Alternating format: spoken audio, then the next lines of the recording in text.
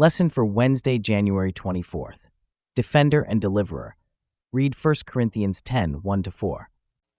Moreover, brethren, I would not that ye should be ignorant, how that all our fathers were under the cloud, and all passed through the sea, and were all baptized unto Moses in the cloud and in the sea, and did all eat the same spiritual meat, and did all drink the same spiritual drink, for they drank of that spiritual rock that followed them, and that rock was Christ. How does Paul describe the Exodus story? What spiritual lesson does he seek to teach with it? Read Psalm 114. When Israel went out of Egypt, the house of Jacob from a people of strange language, Judah was his sanctuary, and Israel his dominion. The sea saw it and fled. Jordan was driven back. The mountains skipped like rams, and the little hills like lambs. What ailed thee, O thou sea, that thou fleddest, thou Jordan, that thou wast driven back? Ye mountains, that ye skipped like rams, and ye little hills like lambs.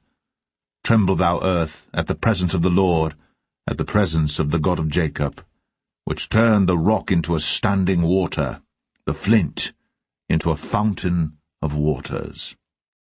How is the divine deliverance of the people of Israel from Egypt poetically described here?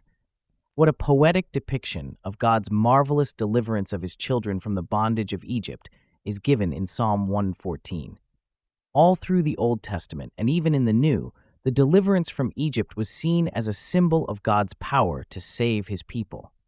Paul in these verses in 1 Corinthians does just that, seeing the whole true story as a metaphor, a symbol of salvation in Jesus Christ. Psalm 114 also depicts divine deliverance through God's sovereignty as the creator over the powers of nature, which was how he saved his people in the Exodus.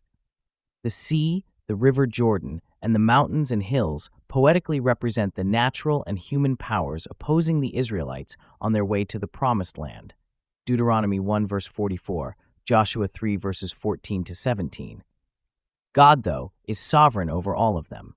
In fact, for many of God's children in all times and in all places, the way to the heavenly Jerusalem is fraught with danger.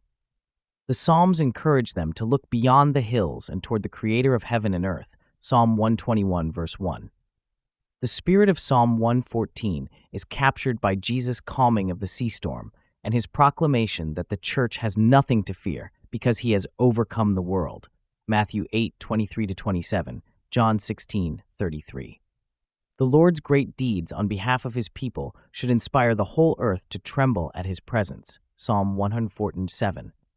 The trembling should be understood as acknowledging and worshiping rather than as being terrified, Psalm 96:9, Psalm 99:1.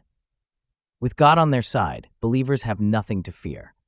What are some of the spiritual dangers we face as believers, and how can we learn to lean on the Lord's power to protect us from succumbing to these dangers that are as real for us now as they were for the psalmist?